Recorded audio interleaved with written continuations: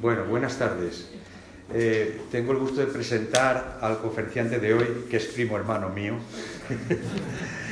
El título de la conferencia, porque algunos han preguntado esto, la economía como un cohete, el título de la conferencia me lo dio Fran, luego lo modifiqué yo un poco. Vino todo a raíz de una frase que dijo algún político español, que dijo que la economía iba como un cohete. Entonces nos preguntábamos si era espejismo o realidad. Esa era. Y ya que le dio la idea a Fran, pues digo, vamos a aprovecharla y a traer aquí a Santiago a ver si esto, qué es lo que es. La presentación, pues tengo un breve currículum que tengo aquí delante, todo muy apretadito. Voy a decir solo unas cosas.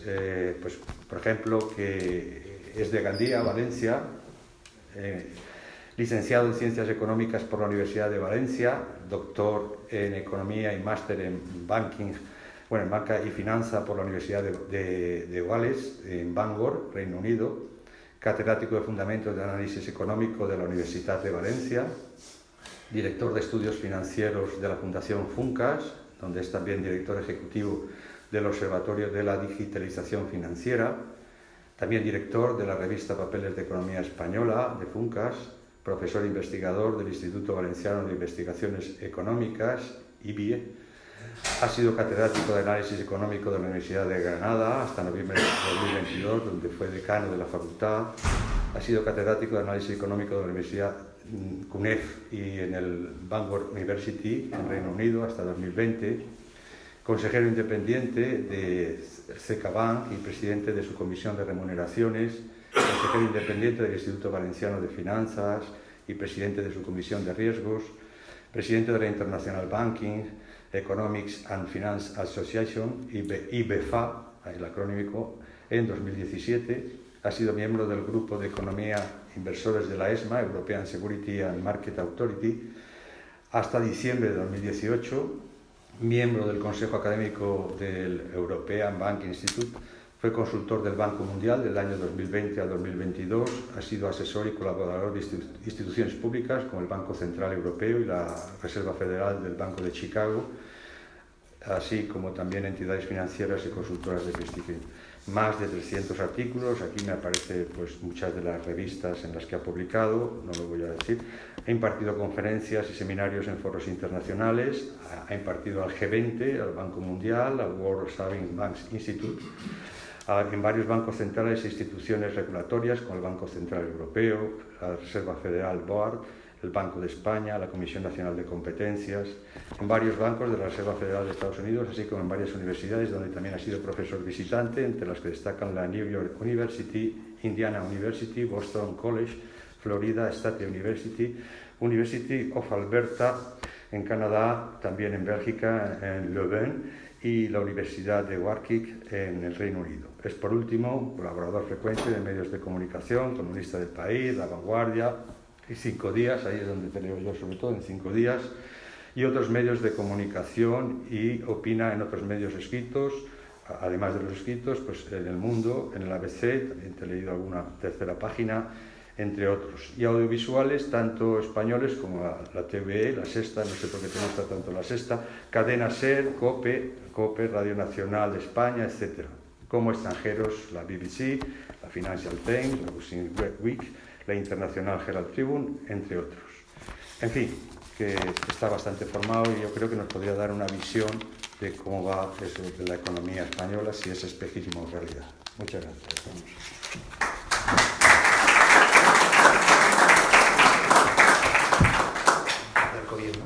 Bueno, buenas tardes a todos. Muchas gracias, Javier, por la invitación.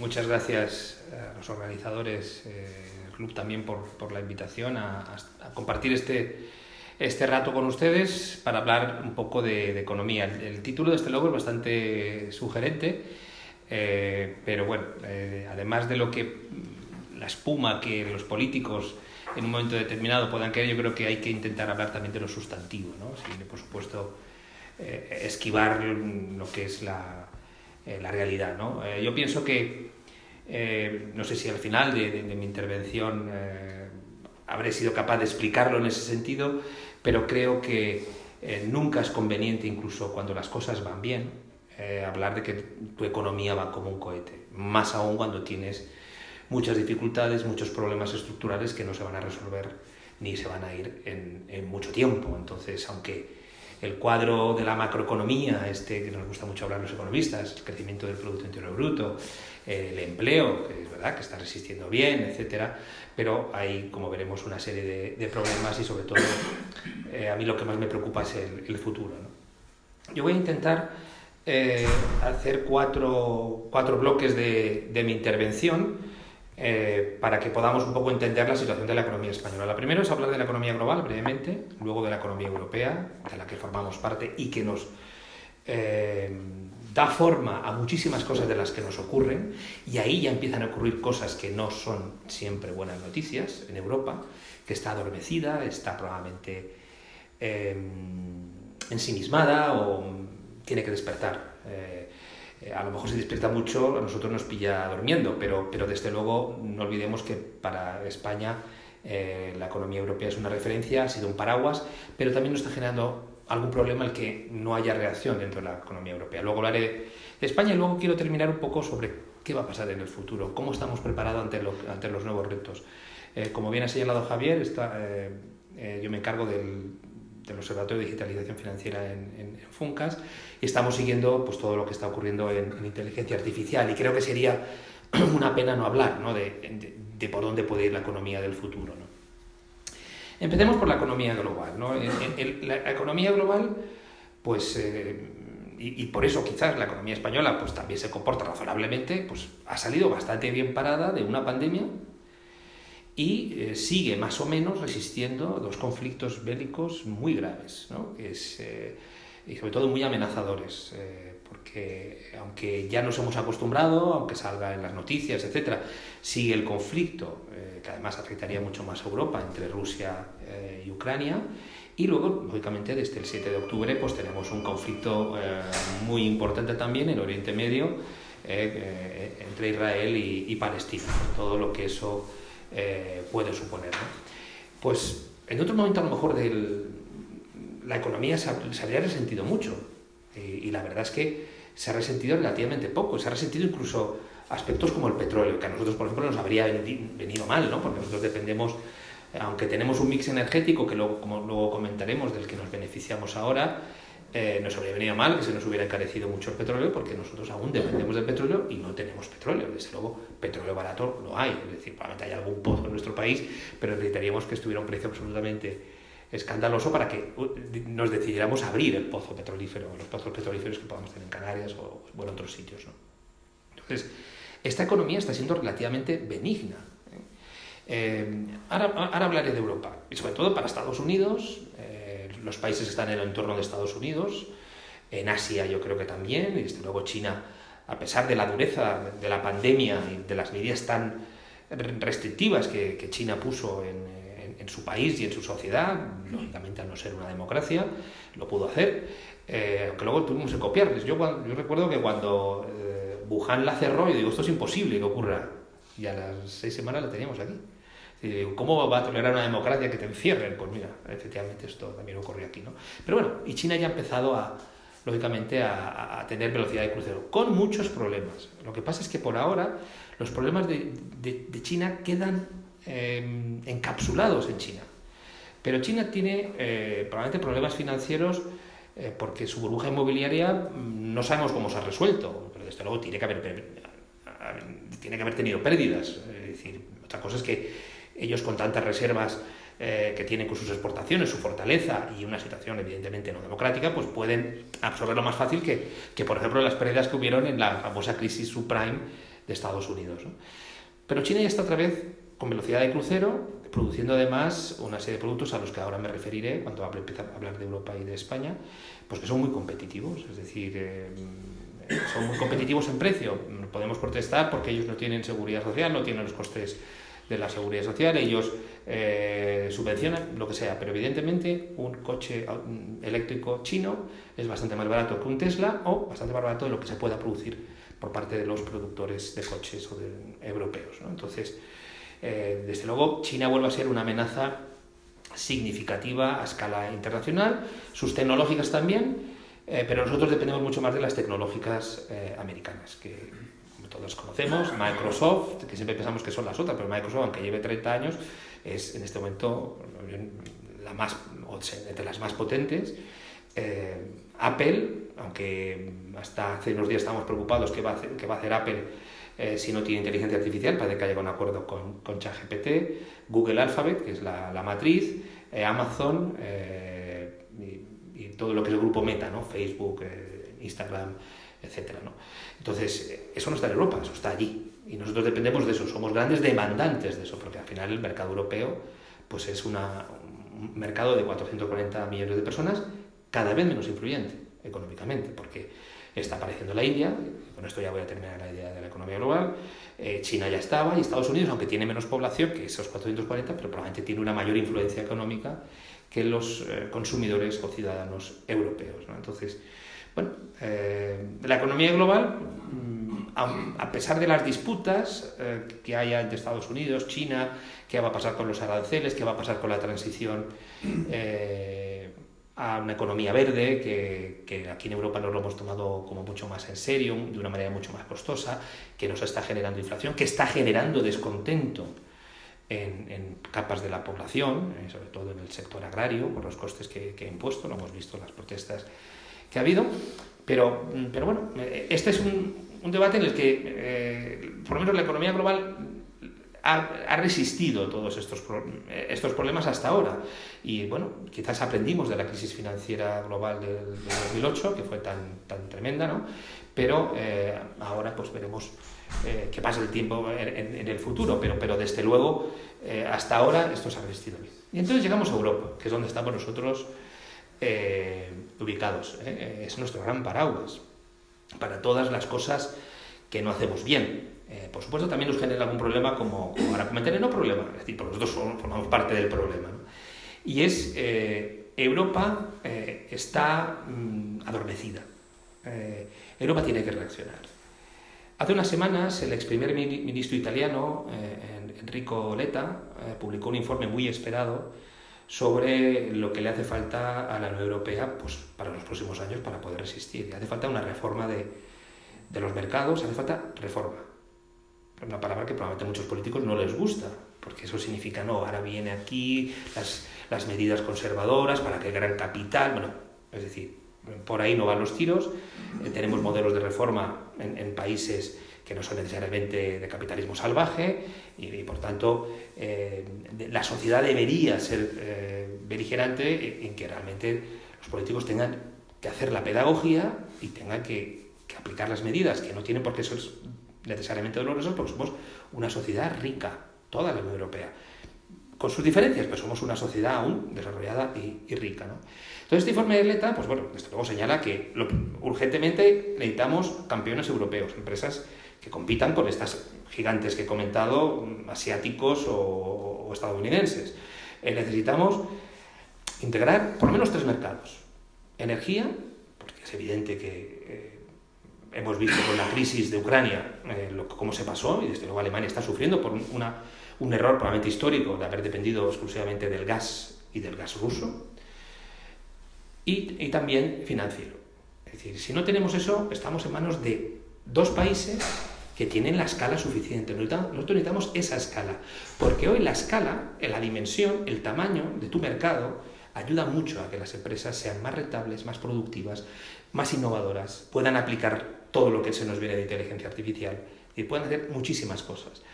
Pero hasta ahora, pues, no hemos querido integrarnos mucho porque queremos defender la empresa nacional, y esto, sobre todo, yo creo que hay que responsabilizar a Francia y a Alemania, no son, por supuesto, los únicos, pero ellos han defendido demasiado su propia industria sin crear realmente campeones europeos. Si Europa no da esos pasos en la integración, vamos a perder muchísimas oportunidades y podemos pasarlo en ese sentido bastante mal, ¿no? Este es el dato que yo estoy comentando, que aquí ya no es solamente nuestro problema. Desde luego nosotros nunca nos preocupamos de la agenda europea mucho, somos grandes europeístas, siempre nos han dicho los españoles, pero la verdad es que lo que nos gusta es poder estar el viernes perdonar el tipismo, ¿no? El viernes por la tarde tomando una cerveza, el sábado las que vengan, o el domingo, estamos buscando irnos de vacaciones, es decir, vivimos de otra manera. Eso es bueno también, es decir, yo no digo que no, pero quizás los problemas podríamos haberlo reflexionado un poco en los últimos años, como ahora ya comentaré brevemente en España, ¿no? Es decir, qué carencias teníamos, es decir, y que van a demostrar que no va como un cohete, es decir, evidentemente, y por qué no se ha hecho nada, ¿no? Es decir, algunas cosas, por supuesto, se han hecho, pero ¿por qué no se ha hecho nada? Sobre todo para aumentar la competitividad. Ahora comentaremos los problemas que tenemos. Pero Europa para nosotros, por lo menos, ha sido un sistema que nos ha dado garantías. Hoy lo comentaba con un grupo antes aquí. Imaginaos todas las crisis que hemos sufrido si hubiéramos estado solo con nuestra famosa peseta. Habríamos tenido unos gravísimos problemas económicos, ¿no? Y el paraguas del euro y de la credibilidad del Banco Central Europeo, alguien me comentaba en esa tertulia que es el Deutsche Mark. Bueno, realmente Alemania ha tenido que ir cediendo, y en este momento pues todo el apoyo que está dando el Banco Central Europeo pues ya no es el modelo alemán, que era mucho más estricto. Alemania siempre ha sido muy estricta de manera monetaria, es decir, muy preocupada por la inflación, ahora algo menos, curiosamente, probablemente un siglo prácticamente del desastre de la República de Weimar, que iban con carretillas y con maletas a comprar, sería la compra de lo que hacía falta, y que luego derivó en todas las dificultades, ese descontento que se produjo en Alemania y que nos llevó hasta la Segunda Guerra Mundial y todo lo que aconteció allí. Pero en este momento yo creo que es mucho menos ortodoxa. Ha decidido mirar para otro lado, es decir, está con otros socios. Probablemente también, podemos decir, se ha modernizado, se ha hecho más guay. Ya no es esa reserva moral de Europa que teníamos, ¿no? No sé si eso es bueno o malo. Quizás fue bueno cuando en el 2012 Mario Draghi dijo: voy a hacer todo lo que sea posible, el famoso whatever it takes, para salvar el euro. En aquel momento España estaba sufriendo muchísimo con nuestra deuda pública, y otros países, lo recordaremos todos, Portugal, Grecia, Irlanda, Italia, incluso Francia, ¿no? Entonces vino bien eso, porque quizás había una gran parte especulativa, excesiva también de inversores especulativos, cierto, pero ¿qué ha pasado desde entonces? Bueno, pues que el Banco Central Europeo es el gran actor de política económica de la eurozona, es decir, los políticos no tienen la valentía para hacer las reformas, pero claro, hay un bálsamo de Ferabrás, hay alguien que está ayudando continuamente y sosteniendo, se hagan las cosas bien o mal. A veces se nota un poco, ¿ha subido la prima de riesgo italiana? Estos días ha subido la prima de riesgo de Francia porque Macron se puso muy nervioso el domingo y convocó unas elecciones, y ahora el mercado no entiende, porque claro, ya no es solamente Francia, ¿qué va a pasar con la Unión Europea, ¿no? Entonces, que no va a pasar nada, pues, pero ¿qué puede pasar en sentido político? Afortunadamente parece que se están abandonando las ideas de romper Europa, y lo que se quiere es reformarla desde dentro, incluso con los nuevos partidos que han entrado, ¿no? Entonces, el Banco Central Europeo está haciendo demasiado. Y desde luego es una de las razones por las que los políticos no están reconociendo los problemas. Es decir, los problemas o una enfermedad se nota cuando tienes un poquito de fiebre, cuando tienes un poco de malestar.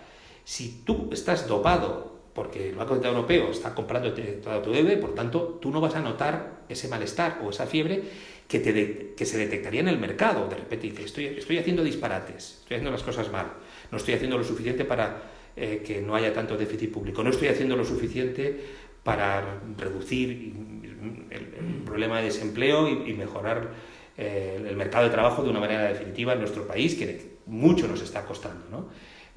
Eso no está ocurriendo.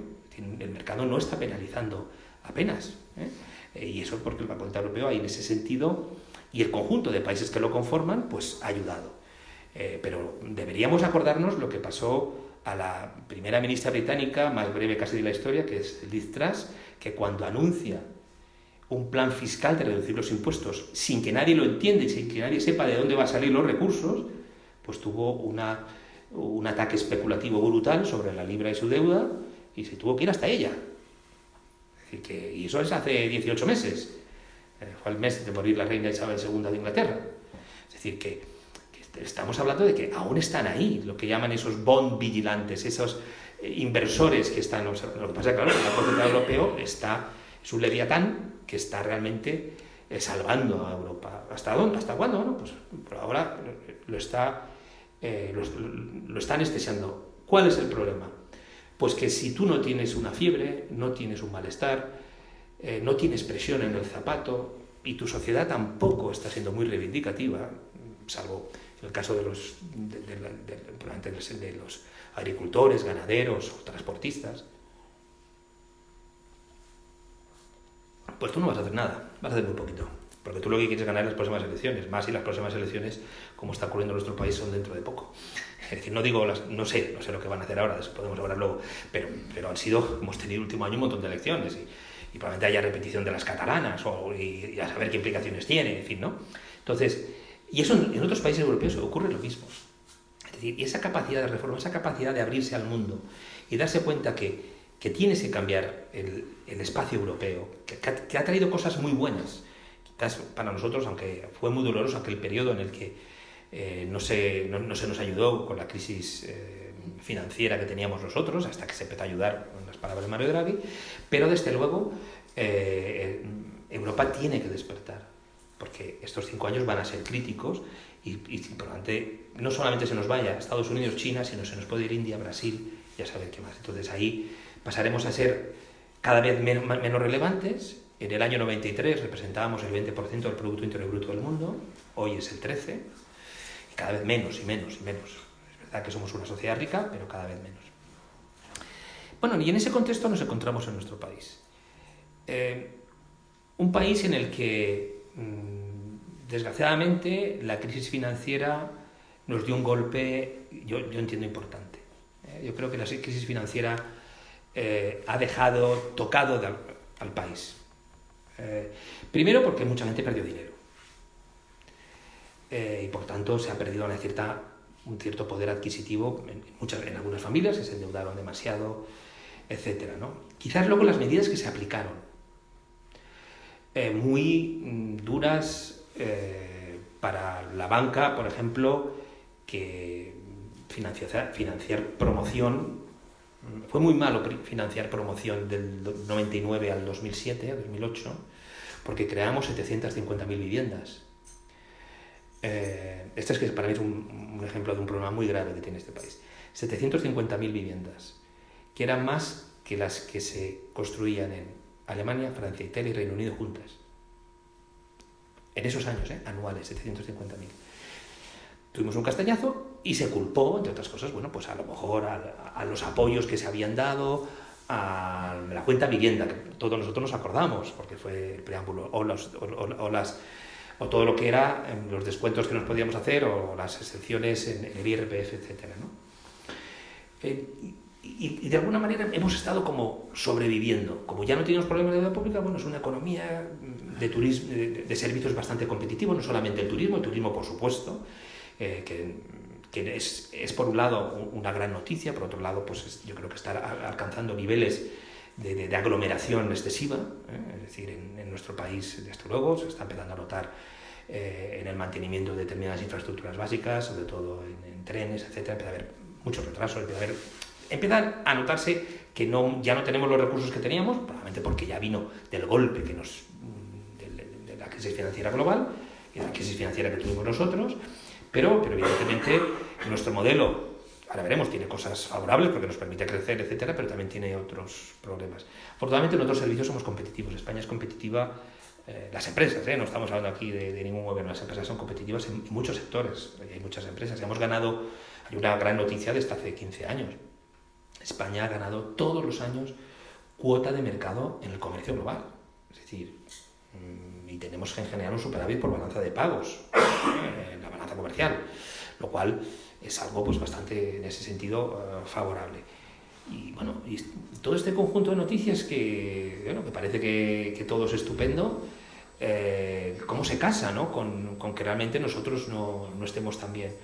Bueno, porque primero, el modelo resultante de Europa, que a nosotros también nos afecta, es un modelo en el que no se ha aumentado la productividad. La productividad es algo vital, y ahora un poco me referiré, ¿no? La productividad es lo que cada uno de nosotros se suele obtener el Producto Interior Bruto o la actividad, el indicador de actividad económica que se quiera dividido por el número de personas, lo que cada uno de nosotros produce.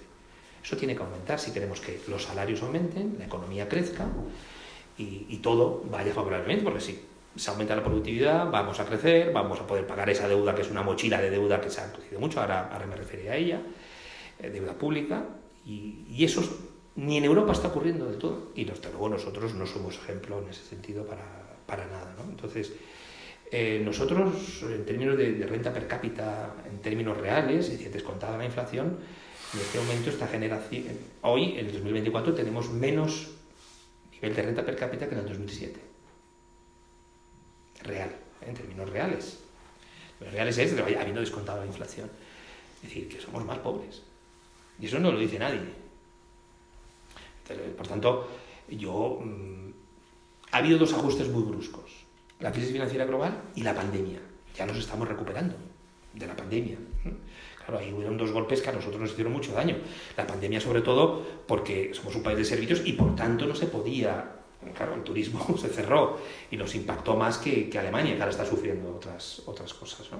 Entonces, en este contexto, a mí me preocupa que sigamos dando ese mensaje de que todo va bien. No todo no va bien. No va bien porque hay claros indicadores que la economía no está siendo capaz de tener aquella estructura de cosas básicas que teníamos hace 30 años y que afortunadamente la mayoría de las personas que estamos aquí, por nuestra edad, la tuvimos. Una evolución profesional, unos salarios que iban al alza, en este momento estamos en un momento de salarios bajos, sobre todo para los más jóvenes, tuvimos acceso a la vivienda, pudimos comprar nuestra vivienda si lo deseábamos, con una hipoteca. Hoy en día no tenemos esa facilidad para poderlo hacer. Los jóvenes, sobre todo, ya no pueden. Por tanto, no todo va bien. No todo va bien. También es verdad que, motivado por la pandemia, motivado por las consecuencias a lo mejor de la crisis financiera, motivado por todo lo que ha sido la evolución política de nuestro país en los últimos 10 años, hemos ampliado el estado del bienestar, que ha tenido dos efectos importantes. Es decir, el déficit público ha sido importante, sigue importante hoy. Es decir, después de 2 o 3 años de crecimiento seguimos teniendo déficit público. El déficit público, es decir, gastar más de lo que ingresas es realmente cuando tu economía va mal, entonces los gobiernos tienen que gastar más para intentar ayudar a una economía que está pues más débil. Pero cuando la economía está creciendo y tú estás generando nuevos ingresos fiscales, porque claro, se aumenta la recaudación. Es una cosa que en España no nos han deflactado el IRPF que ha llevado a la inflación. Esto es un tema más técnico, pero claro, si ha habido inflación y se aumentan los salarios, a veces la gente salta de escala al siguiente tipo marginal y claro, entonces tiene que pagar más Hacienda. Eso no lo ha hecho el gobierno, eso se tiene que haber tenido en cuenta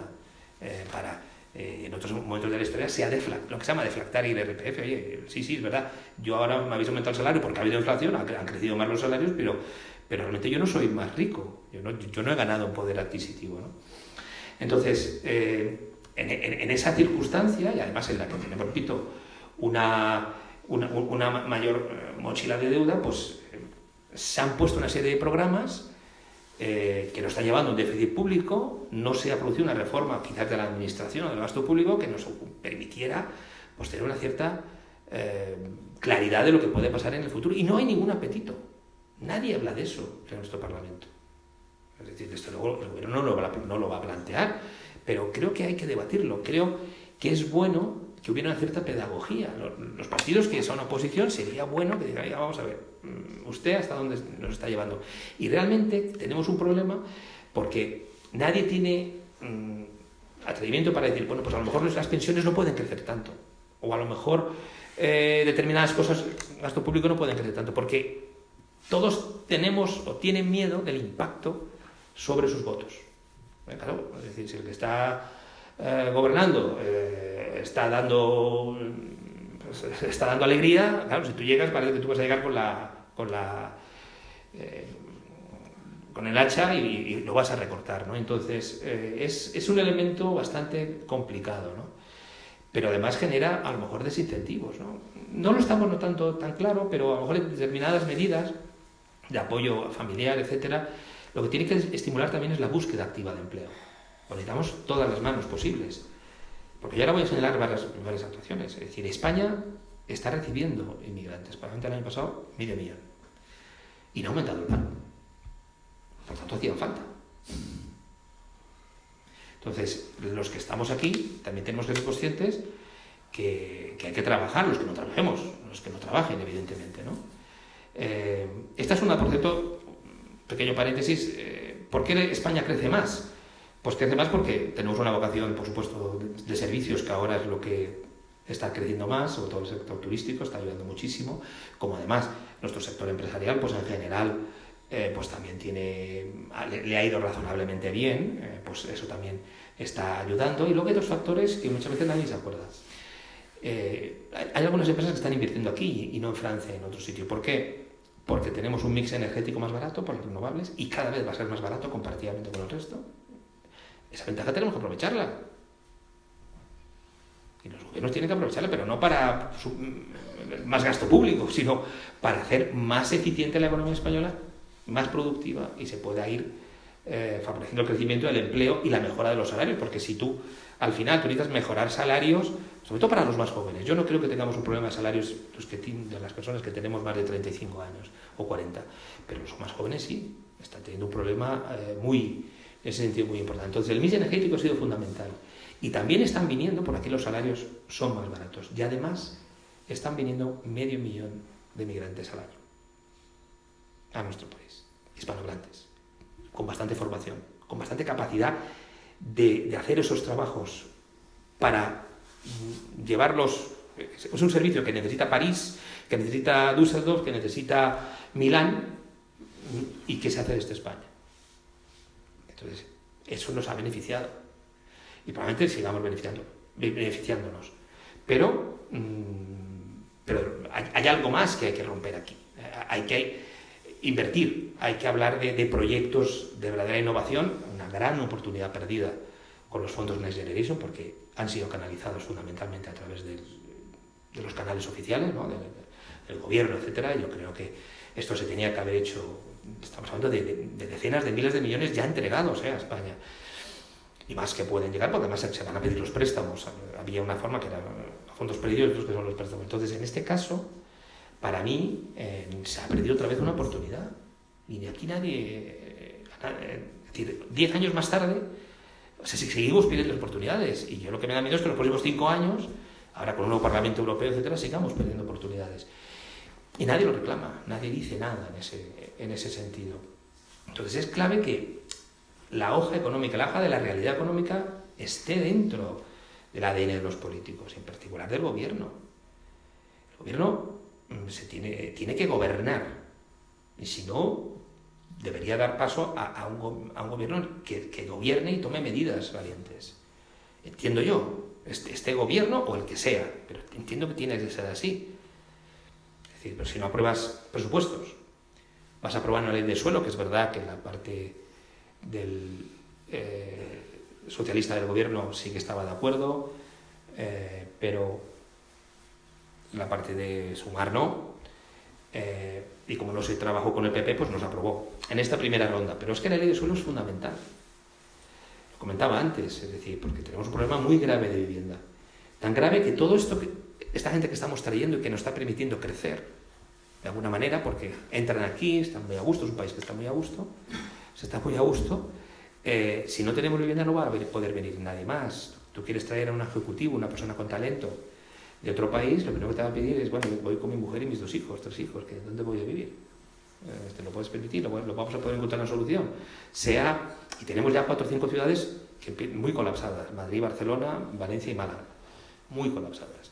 Entonces, es un problema serio del país. Bueno, pues esta ley del suelo era crítica, porque España tiene el parque de suelo urbanizable los mismos metros cuadrados que lo que tenemos construido.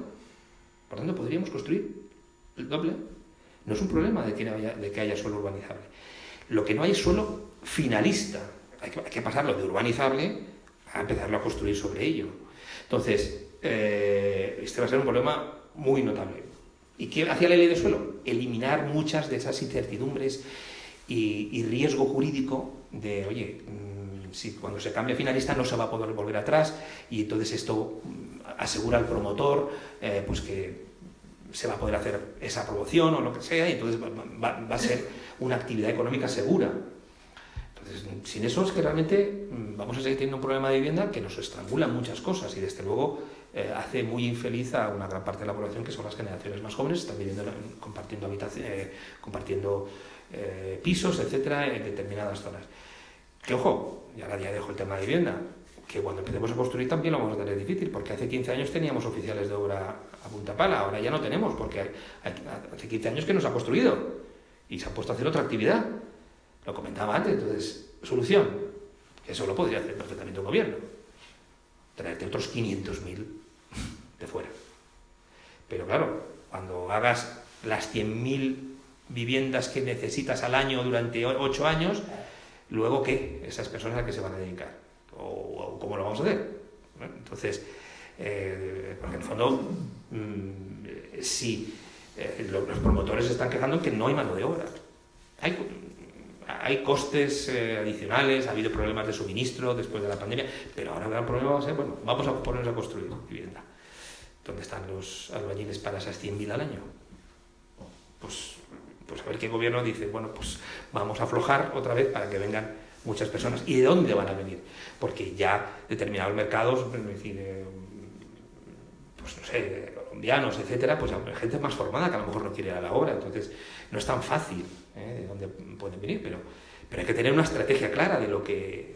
Si hemos tenido una inacción en política de vivienda porque fue un estigma hacer promoción y durante 8 o 10 años, y ahora nos hemos visto en este problema, pues así, pues ahora tenemos que resolverlo de una manera brusca. Y no será fácil.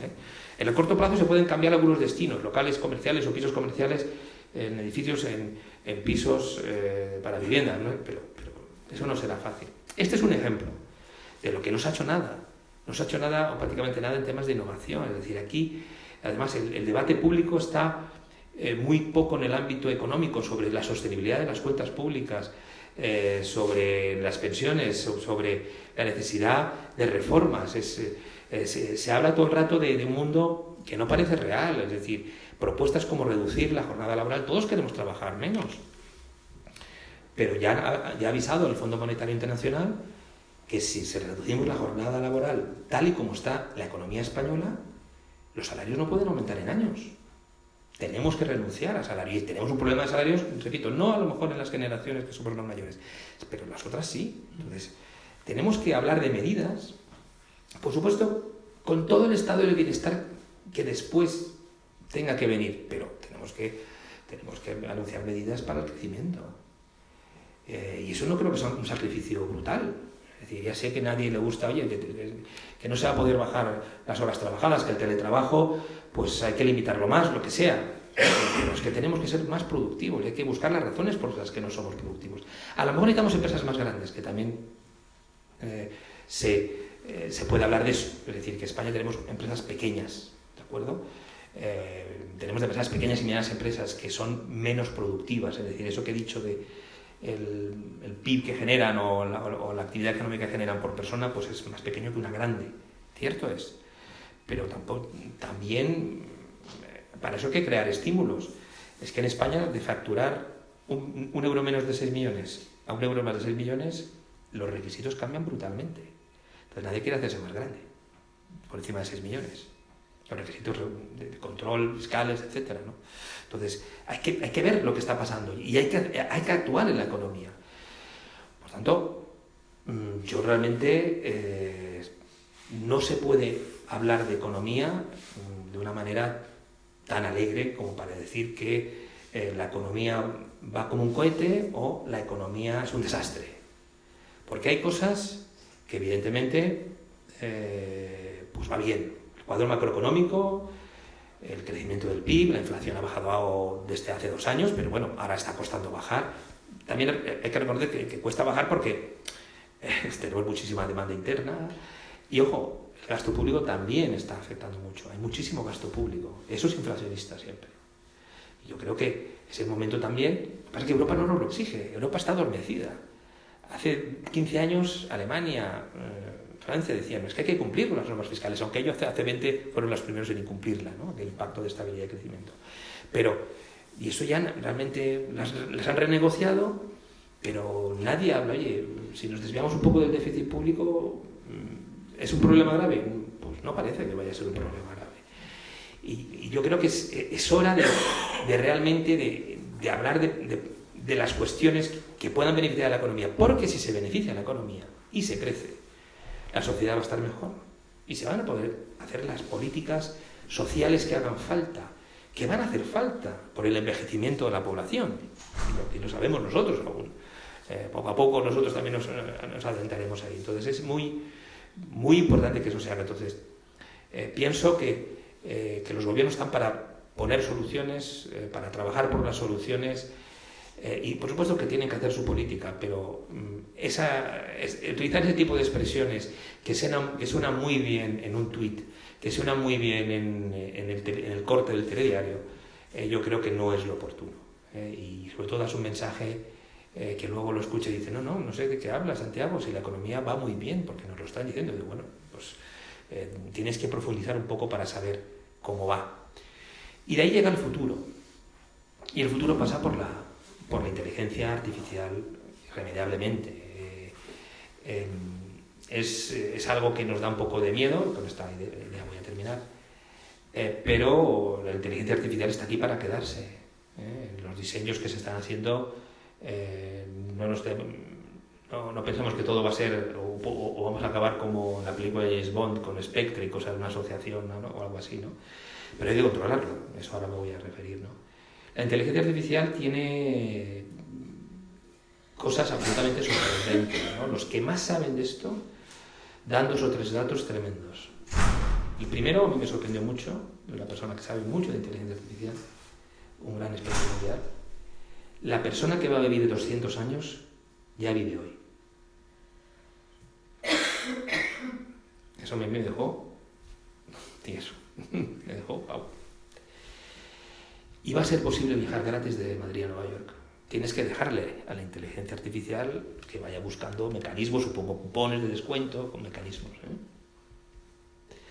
Es decir, va a cambiar el mundo. Va a cambiar el mundo. Tiene sus riesgos, antes de hablar ahora de qué puede hacer España y qué puede hacer Europa. Tiene sus riesgos. Ya lo vimos en ChatGPT, esa discusión que hubo, no sé si la habéis seguido, en noviembre, cuando a Altman pues, lo iban a echar.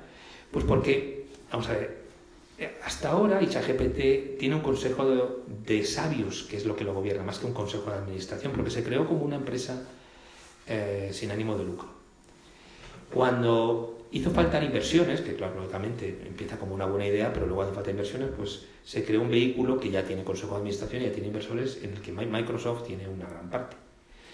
Y ahí empezó el conflicto. Porque claro, en la inteligencia artificial hay que supervisarla, porque si no puede ser muy peligrosa. Eso sí que es verdad. Y supervisar, si generas un producto que tú lo vendes a otras empresas, lo que hagan las otras empresas también tienes que supervisarlo, para que no ocurra lo que a veces pensamos que puede ocurrir y que es inimaginable o distópico, ¿no? Pero es así. Entonces, la inteligencia artificial es un arma potentísima, porque vamos a tener una especie de copiloto en nuestra vida. En el móvil, hazme un bizum a mi primo Javier, de 30 euros de la comida. Eso va a ser ya, eso lo vamos a tener ya. Nuestros bancos nos lo van a ofrecer enseguida, ¿no? Y nos vamos a tener que ahorrar todas esas aplicaciones que tienen, mira que las apps cada vez son mejores, ¿no? Nos van a ayudar a los profesionales, porque van a tener una especie de copiloto también. No pueden depender solo de la inteligencia artificial, porque en el momento que no haya una supervisión humana, y dentro de las empresas también tiene que haber una supervisión humana, de lo que hagan los que utilizan la inteligencia artificial. Es decir, aparte del consejo de administración, en cada empresa tiene que haber alguien que realmente entienda y que confiemos que tenga la ética para que no se convierta en un problema. Bueno, estos son temas que preocupan o no, pero ¿qué va a pasar en el futuro? ¿Europa va a poder aprovechar esto? ¿Y España? ¿Estamos preparados para ello? Porque en España, yo he comido con un catedrático de ingeniería informática hoy y tenemos un montón de ingenieros. ¿Pero se van a quedar aquí con estos salarios? Por eso estaba planteando el tema del salario. Hay una pugna por el talento global y hay una pugna por el talento digital de personas que entienden de esto. Y a lo mejor pueden seguir trabajando en España con un sueldo de Estados Unidos. Que a lo mejor también les beneficia, porque lo gastaría aquí. Pero a lo mejor no, a lo mejor solo se queda a mitad camino. Si no te vienes a Silicon Valley, solo te pago la mitad de lo que... Y mejoras, pero no tanto, ¿no? Entonces, eso es un problema. Las empresas españolas y europeas pueden tener un problema en el futuro si no actuamos ya sobre ese talento, esas personas jóvenes que se están formando, que no hay tantas. Hace falta muchísimas y no hay muchas. Y esto es un gran problema porque cada vez va a pesar más la inteligencia artificial en la actividad económica. Vamos a seguir el valor. Pero el valor añadido, la actividad económica que genera la inteligencia artificial va a crecer mucho más en valor que lo que crece una caña con una tapa. Por lo tanto, el crecimiento va a estar en lo que hagamos tecnológicamente, no en vender más cañas y más tapas. O una noche de hotel. Y esto hay que apostarlo, hay que ayudar a las empresas a que lo hagan. Hay que crear el entorno necesario. Que en Estados Unidos ya está, y en China ya está. Y en la India también. Siempre fue tecnológicamente, aunque era un poco la descentralización de otros sitios. Entonces es vital que se haga. Yo oigo muy poco en este país, y al gobierno hablar de inteligencia artificial. Yo no oigo prácticamente nada. Sí, un discurso concreto, una cosa, tal, pero es que es una herramienta enorme, ¿no? Y a Europa le pasa algo parecido. Europa no tiene proyectos comunes, y le hace falta proyectos comunes. Y España, afortunadamente, es el cuarto país. Es decir, que Francia, Alemania, Italia, y con nosotros van a contar, si somos capaces. Fuimos capaces de hacerlo hace 40 años. Hace 40 años había un monopolio, bueno, no un monopolio, pero había un gran productor de aviones. McDonnell Douglas, Boeing. Y Europa decidió competir. Y creó Airbus. Con apoyo. Sabéis que Airbus nunca tuvo pérdidas porque si tenía pérdidas las cubría. Ese fue el apoyo que hizo la Unión Europea, los países que conformaban parte. Cubrir esas pérdidas. Que a Estados Unidos le dio mucha rabia, claro, porque eso es una ayuda a las empresas nacionales, que distorsiona la competencia. Pero eso se hizo. Y hoy Airbus es más potente que Boeing. Pero ¿vamos a ser capaces de crear un gigante o gigantes de inteligencia artificial o vamos a depender de terceros y de lo que nos quieran dar o nos quieran facilitar? Y ese es el gran problema, ¿no? Entonces, a los políticos hay que realmente confrontarnos con problemas reales. Oye, tenemos un problema, crecemos, sí. La inflación se ha controlado, pero ¿y qué? Es decir, ponlo en perspectiva. Es decir, ¿la situación de hoy es mejor que la de 2007? No. Por tanto, no hables de cohete. Ahora, tampoco nos hemos hundido, no ha habido una guerra en nuestro país, ¿no? O algo así que lo hubiera destruido todo, o una catástrofe terrible de terremotos, etcétera, ¿no? Eso hay que aclararlo. Pero además, tienes que hablar de los problemas reales. No tienes una sostenibilidad de las deudas, de las cuentas públicas. Tienes que trabajar en ello y tienes que hablar con las personas mayores, que pronto vamos a ser todos pensionistas, y decir, no puedes que tú te siga aumentando el poder adquisitivo ya que no trabajas, y los que trabajan no pueden aumentar el poder adquisitivo. Eso hay que decirlo. Y no solo buscar probablemente los votos que desgraciadamente está siendo muy importante. Y luego, pues, prepararnos para el futuro. Llevamos muchos años sin innovar lo suficiente. En nuestros proyectos, desgraciadamente, con esto ya termino. No quiero quiero terminar por lo menos con una buena idea, pero la última idea negativa es que nuestros proyectos de innovación, ¿dónde está la vacuna española del COVID? ¿Cuándo llegó? Bueno, os debería hacer pensar, ¿eh? Afortunadamente teníamos la de Moderna y la de Pfizer. Por cierto, otra cosa que quería comentar. Tuvimos 8 meses la vacuna por la inteligencia artificial. Y que ya estaba en funcionamiento. La inteligencia artificial lleva mucho tiempo. Para los que somos más mayores, ya se habló en los 50 y se habló en los años 70 con aquella película 2001, Odisea en el espacio, de la inteligencia artificial. Pero bueno, ahora ya viene realmente, ¿no? Bueno, pues evidentemente, en un país que nos gusta disfrutar la vida, en un país que tenemos unos lazos familiares y de amigos pues mucho más fuerte que otros de nuestro entorno, y somos admirables por eso, y nos admiran por eso quieren venir aquí, entre otras cosas, porque somos nuestra hospitabilidad es muy muy buena, pues todo eso está muy bien, ¿no? Pero si queremos seguir manteniendo esos niveles de vida que teníamos, o que hasta nuestra generación, y los que tienen 40 y tantos, bueno, estoy hablando de la mía, a lo mejor aquí hay gente que tiene por supuesto 40 y tanto menos, ¿no?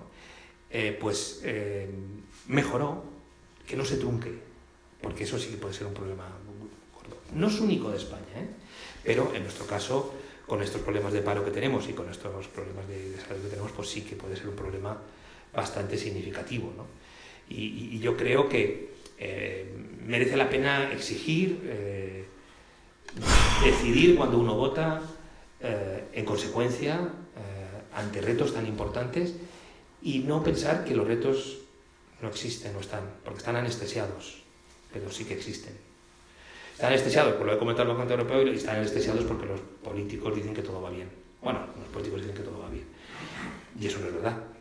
Y yo creo que he intentado justificar por qué, o me he detenido mucho en el detalle, por qué las cosas no van como se ha señalado, como un cohete, y mucho tenemos que hacer para entrar en el cohete que va a ser la inteligencia artificial. Y aquí lo dejo.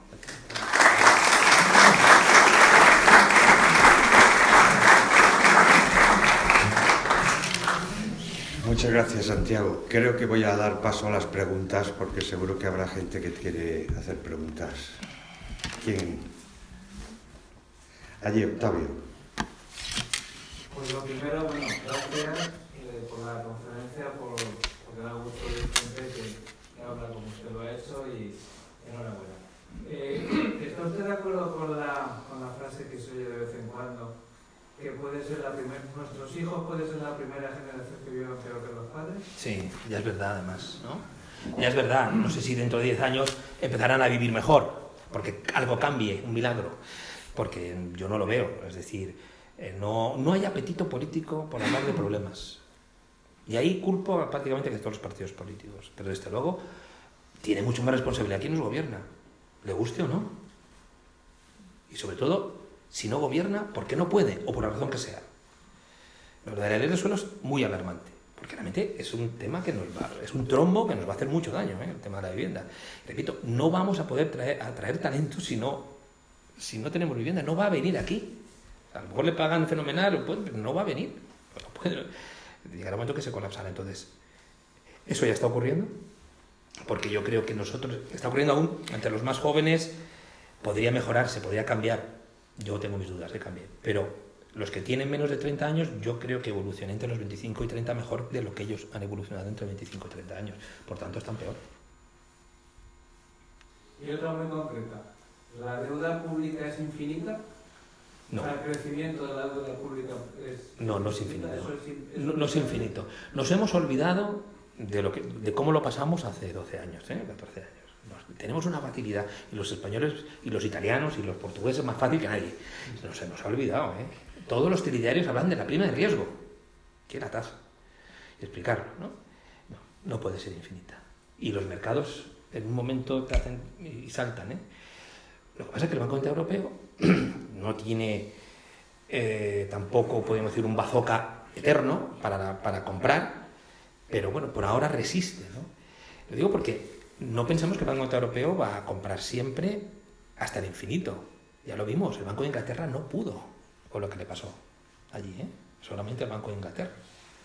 Es que tampoco pensemos que somos éxitos, si nos hacemos más pequeños, pues lo que puede hacer el Banco Central Europeo cada vez será más pequeño. A mí mi mayor temor es que de un día para otro entremos en 6 meses, eso no va a ser, podemos notar tensiones en la prima, en 6 meses una falta de credibilidad de Europa en el mercado. Europa necesita 500.000 millones al año solamente para la transición verde, que por cierto ahora se va a ralentizar. Con el nuevo Parlamento Europeo se va a ralentizar porque estaba mucha gente, muchas empresas hartas, y es que es un coste enorme, inflacionario, porque ir tan deprisa. Y esos 500.000 millones solamente para esa política no puede venir del presupuesto público de la Unión Europea solo, tiene que venir del sector privado, de los fondos privados. ¿Atraeremos ese dinero? Y eso solo para un proyecto, porque queremos ampliar la Unión Europea, queremos Moldavia, no sé qué, queremos aumentar el gasto en defensa europeo, porque no sabemos si ganará Trump o tenemos miedo a Rusia y todos van a aumentarlo. Por eso, es decir, que vamos a necesitar fondos.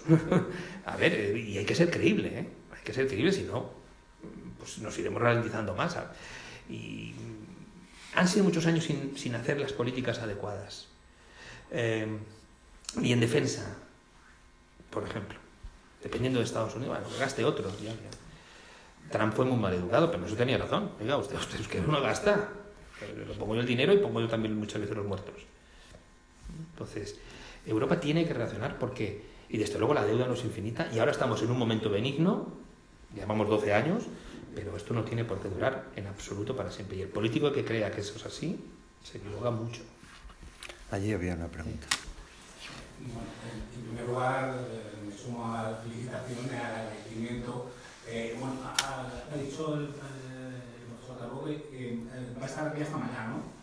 Lo digo porque como los temas nos ha puesto como el caramelo a debatir, yo creo que podemos quedarnos hasta mañana pasado. Pero vayamos. Bueno, son numerosas cosas, numerosas cuestiones las que se plantean.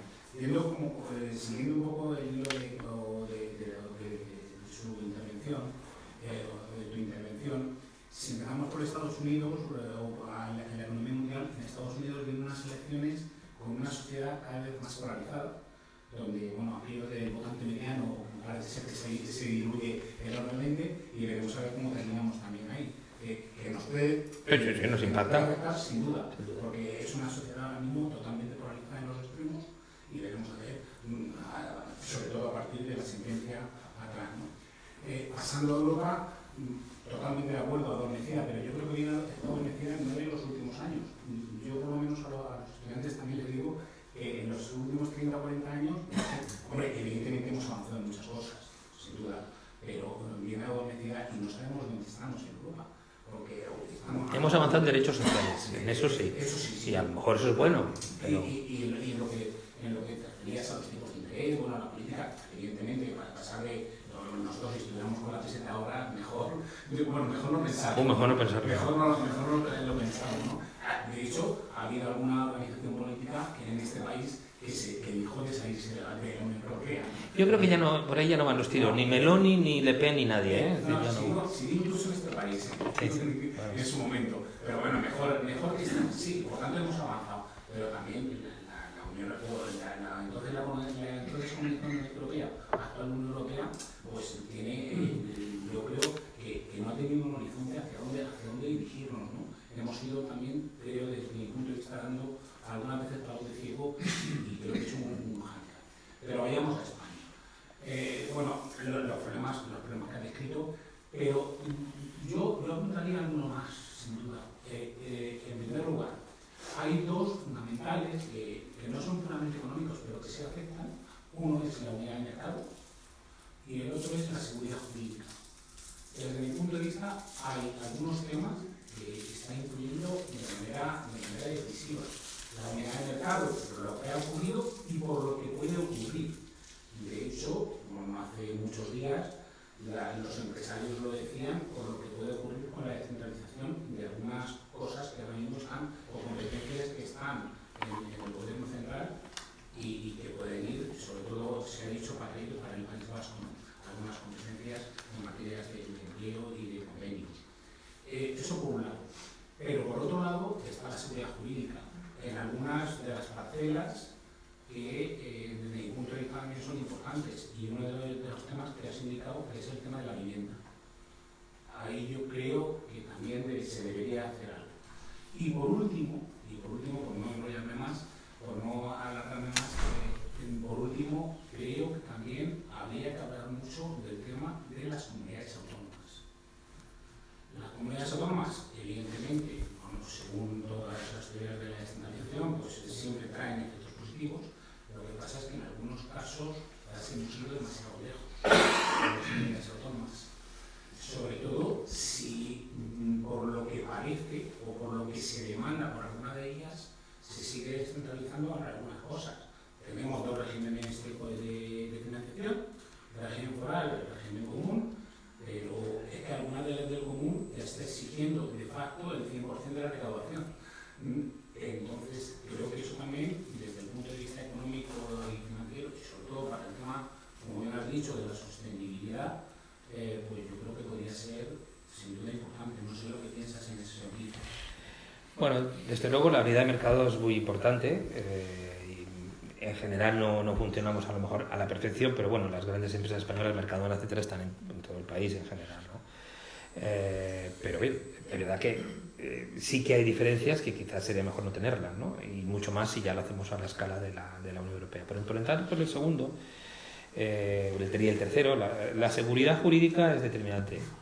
Además, hemos tomado algunas decisiones sobre algunas inversiones como las fotovoltaicas y tal, que no han generado la mayor de las confianzas en nuestro país. Y no es la única, y eso deberíamos hacérnoslo ver, porque si no pagas tus deudas, la deuda pública, o haces eso de la inseguridad jurídica, pasas a ser un paria. Se dice, nadie te hace caso a escala internacional, y eso sería bueno que no ocurriera. Y luego las comunidades autónomas, comparto básicamente lo que dices, pero una parte del problema viene de inicio, las dos comunidades forales. Es que desde el principio ellas han comido en el salón VIP, y los demás estábamos en el rancho. Ellas tenían su habitación para estar más tranquilas, para lo que fuera, ¿no? Yo no tengo muy claro que vaya a cambiar bueno, tampoco tenía claro lo de la amnistía, pero no tengo muy claro que vaya a cambiar el estatus de Puerto Cataluña en esa materia. No lo veo, porque yo creo que ya va a entrar en una derivada esta legislatura política que no sé si eso se va a poder hacer. Ya es muy complicado. Y sobre todo si no sale ahora nadie elegido en Cataluña, va a estar un poco de política. El presidente, va a haber nuevas elecciones, eso todo lo complica, ¿no?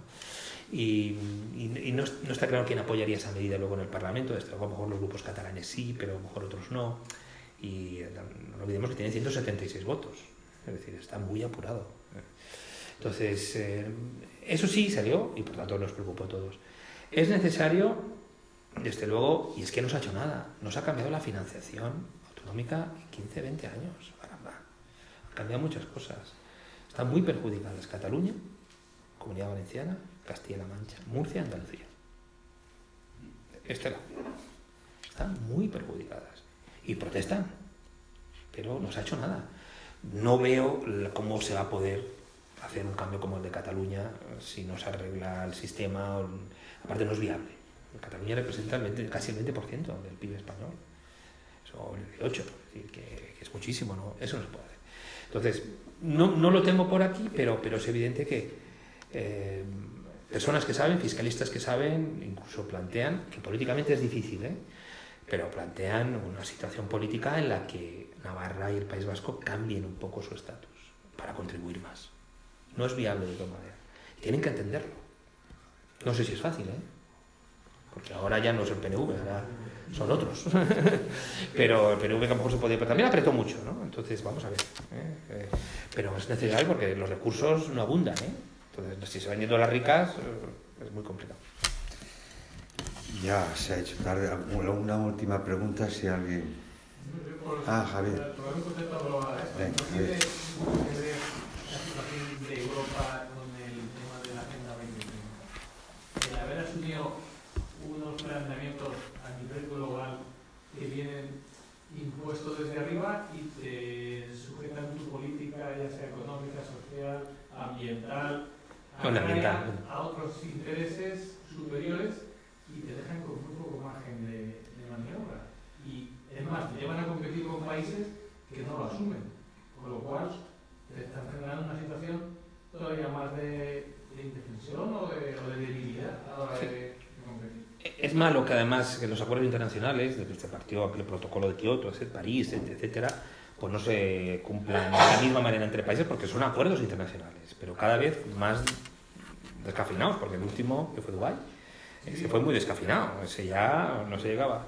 No sé. Es un poco, perdón por interrumpir, una burla. O sea, te están hablando de la Agenda 2030, de la economía verde, y se van al país donde más CO2 se emite. Pues, en hoteles de 7 estrellas, un lujo, y el cambio hay poca coherencia. Sí, o que las Kardashian estas o la Taylor Swift vaya para aquí, para allá en su jet y los demás, ¿no? O algo así, eso lo dice. Vamos a ver, yo creo que la idea de la Agenda 2030 es una idea de un político, que algunos economistas lógicamente le ayudaron a diseñar, o de un grupo de políticos. Vamos a hacer esto, sin pensar un poco a lo mejor las consecuencias. Es posible, porque son 10, claro, eran 10 años, 12 años, pero todo ese proceso que hacía falta unas inversiones muy fuertes era inflacionario. Pues claro, hacer inversiones y gastar es inflacionario. Imponías costes elevadísimos y podías generar una desventaja a como ha ocurrido en el sector agrario, con respecto a... Pero no es el único, se va a desacelerar, no hay más remedio, porque si no, evidentemente, puede ocurrir aquí algún problema. Entonces yo creo que por ese lado se va. Pero las ideas de los políticos no se acaban nunca. Ahora, por ejemplo, el euro digital, no hemos hablado. El euro digital, pues hace falta el euro digital. El dólar no se va a crear digital. Es una idea política, que es bueno que esté, que tal, y ya veremos si sale adelante, pero yo creo que la experiencia de uso, es decir, tenemos en este momento en el sector privado, incluido el Bizum, muchas posibilidades para esto, ¿no? Pero los acuerdos internacionales son buenos. A mí me preocupa, y con esta idea que he comentado de la inteligencia artificial, necesitaríamos un acuerdo internacional para que Europa no se quede haciendo un sistema tan garantista que no podamos hacer nada con inteligencia artificial y otros hagan lo que les salga de las narices. Pero ese acuerdo internacional ocurrirá y luego lo cumplirán. Había dicho la última, pero Rodolfo me ha preguntado, y no sé si también nuestro Fran quiere hacer alguna pregunta. Primero Rodolfo. Muchas gracias, me ha gustado tu intervención y tengo una curiosidad por satisfacer y una pregunta. La curiosidad es, como las decisiones de los gobiernos se adecúan a los ciclos electorales, ¿cómo se adecúan esas decisiones en los países, por ejemplo Alemania, fundamentalmente Alemania, toman las decisiones que tienen que tomar? Porque, es decir, nosotros pues tenemos ciertos populismos, ellos también, Ahora, Javier ha estado hace nada. pero sí, ahora. da la sensación, o es una sensación errónea, que ellos toman las decisiones que tienen que tomar de una manera más radical que nosotros, que parece que nunca las tomamos. Bueno, las tomaban. Es una de las ideas que he dicho. El Banco Central Europeo no podía comprar deuda hasta el 2012 de la manera que lo ha hecho. Alemania mira para otro lado. Por tanto, ya no tiene la misma disciplina y la misma capacidad de decisión de fortaleza. Bueno, pues ya veremos. Pues entonces... Estamos perdidos. Está la situación muy difícil. Porque además Alemania tiene actividad industrial que le impacta de pleno todo lo que ocurra en China. Y hoy podemos aumentar hasta el 38% los aranceles. Pero eso es un tsunami que no lo para nadie. Y la pregunta es, con respecto a la política agraria, yo pienso que casualmente la mejor PAC negociada es la que ha dado lugar a la huelga de los agricultores y ganaderos. Entonces, la pregunta es, ¿cómo afectará esta huelga? Yo creo que ya ha afectado por ejemplo, no se ha firmado el Tratado Mercosur de la Unión Europea, que si no ya hubiera sido eso. Pero ¿cómo afectará la política del Pacto Verde a los futuros desarrollos de la política agraria común?